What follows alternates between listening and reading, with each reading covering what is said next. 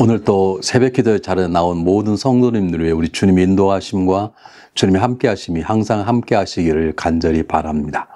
오늘도 저희 주신 하나님의 말씀은 창세기 40장 9절로 15절과 21절, 23절 말씀입니다. 창세기 40장 9절로 15절과 21절, 23절 말씀 제가 봉독하겠습니다. 술 맡은 관원장이 그의 꿈을 요셉에게 말이르되 내가 꿈에 보니 내 앞에 포도나무가 있는데 그 나무에 세 가지가 있고 싹이 나서 꽃이 피고 또 포도송이가 익었고 내 손에 바로의 잔이 있기로 내가 포도를 따서 그 즙을 바로의 잔에 짜서 그 잔을 바로의 손에 들였노니 요셉 그리되 그 해석이 이러하니 세 가지는 사흘이라.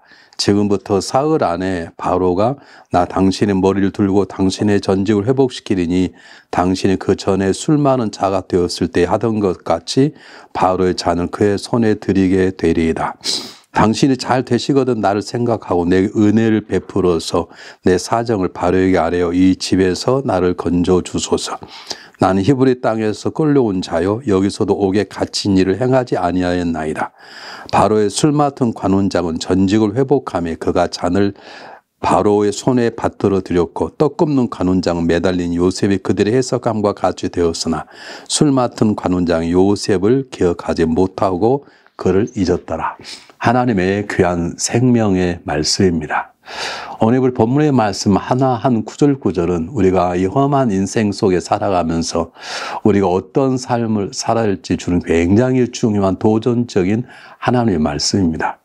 물론 하나님의 말씀 한 구절구절이 다 귀한 것이지만 오늘은 어떤 교리적이기보다는 우리가 살아가는 삶의 영역 속에서 우리가 어떻게 살아가야 되는지 무엇이 진정으로 우리를 건강한 삶을 살게 하는지를 가르쳐 주시는 굉장히 중요한 교훈인 것입니다.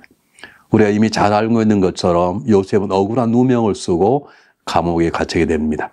창세기 39장에 보면 그가 보디발의 집에 가서 노일 일하다가 억울한 누명을 쓰고 감옥 간 얘기를 잘 알게 됩니다.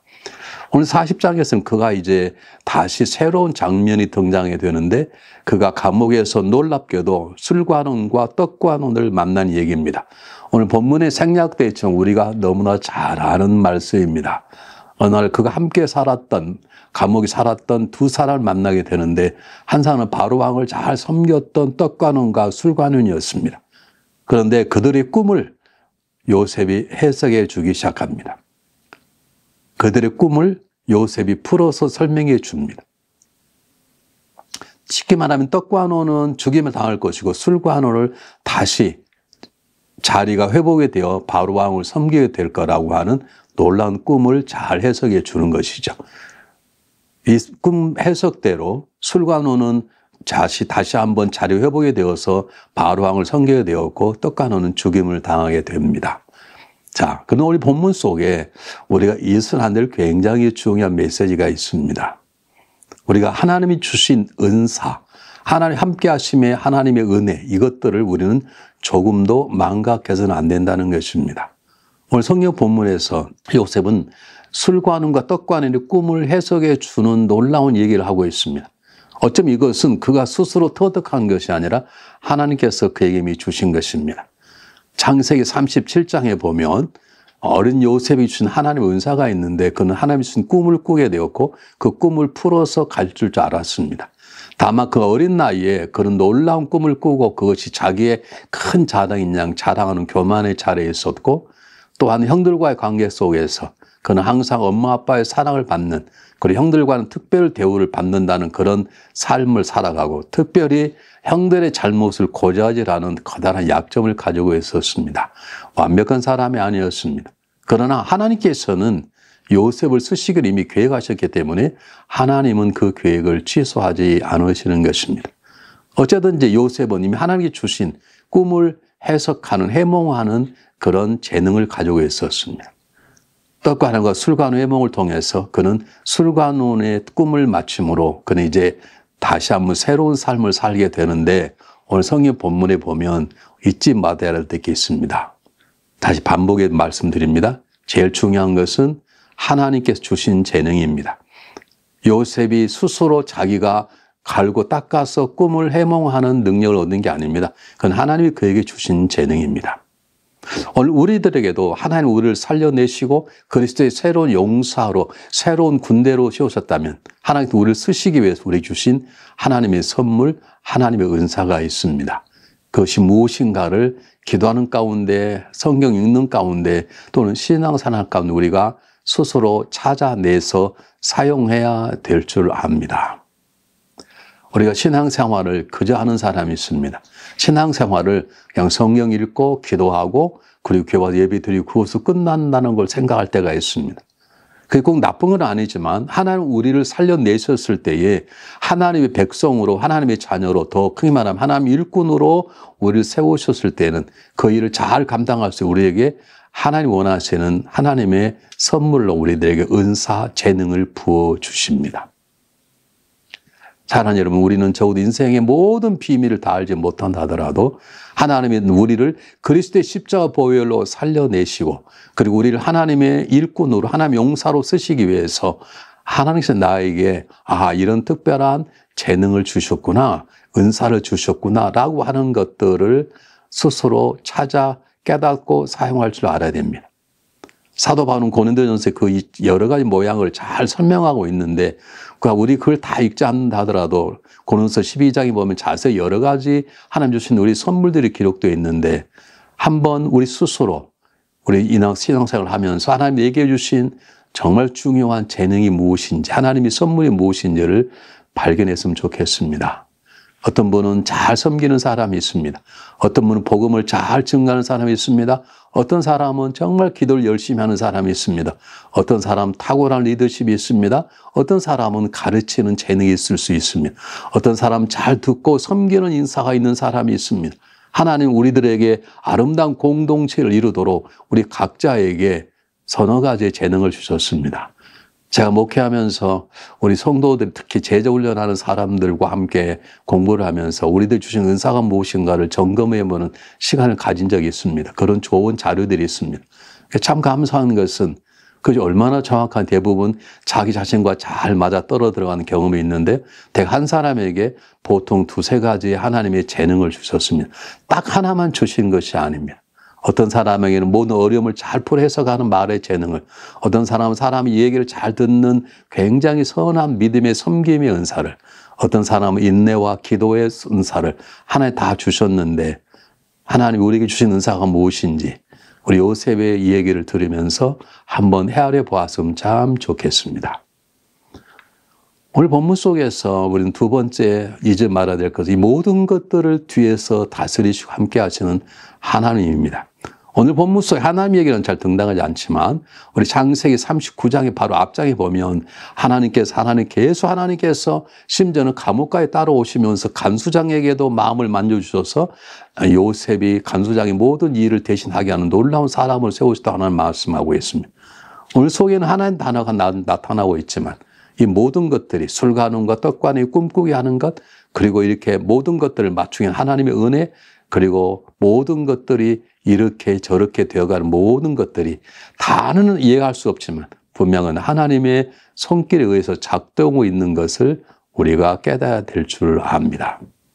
어쩌든지 요셉은 하나님의 쓴 은사로 술관원의 꿈을 풀어 해몽하게 되고 마치게 되고 그리고 술관원을 풀려서 나가게 되었습니다. 그런데 오늘 본문의 마지막 부분을 우리 함께 읽을 필요가 있습니다. 제가 다시 한번 21절 한번 이하를 읽어보겠습니다. 바로의 술관원은 맡은 술관원 관원장은 전직을 회복하며 그가 잔을 바로의 손으로 받들고 드렸고 떡 굽는 관원장은 매달린 요셉이 그에게 해석감과 같이 되었으나 술 맡은 관원장 요셉을 기억하지 못하고 그를 잊었더라. 이 본문만 읽으시면 안 됩니다. 그 앞에 읽었던 부분을 다시 한번 제가 읽어보겠습니다. 한번 잘 보십시오. 13절부터 이렇게 기록되어 있습니다. 지금부터 사흘 안에 바로가 당신의 머리를 들고 당신의 전직을 회복시키리니 당신이 그 전에 술 많은 자가 되었을 때 하던 것 같이 바로의 잔을 그의 손에 드리게 되리이다.